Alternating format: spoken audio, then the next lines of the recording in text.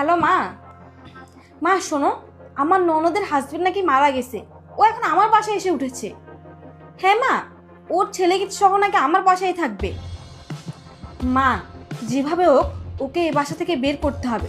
আমি শর্ত দিয়েছি, যদি আমার বাসায় থাকতেই হয় তবে আমার বাসায় সমস্ত কাজ করতে হবে, এমনি এমনি ওদেরকে বসে বসে খাওয়াবো না। হ্যাঁ, এটাও বলে দিয়েছি যেন ওর ভাইকে কোনো কিছু না বলে ভুল করেও। ঠিক আছে মা, তাহলে আস্তে আস্তে অত্যাচার করতে করতে ওদের এই বাসা থেকে বের করে দিব। আচ্ছা মা, আমি এখন রাখি, গিয়ে দেখি নবাবজাদি কাজ করছে কিনা। ওকে। আয় বাবা। বাবা তুই কোনো চিন্তা করিস না, আমরা এখানে ভালোই থাকবো। তোর মামি অনেক ভালো, দেখবি এখানে আমাদের কোনো কষ্ট হবে না।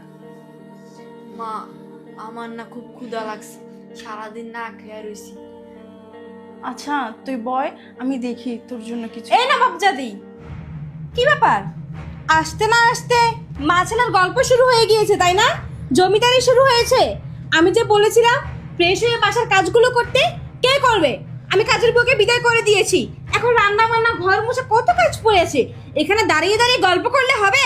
যা, গিয়ে কাজগুলো করে নে তাড়াতাড়ি। এই তো ভাবি, আমি সব কইরা দিতাছি। ভাবি একটা কথা ছিল, নীরবের না অনেক ক্ষুধা লাগছে, যদি কিছু খাইতে দিতা।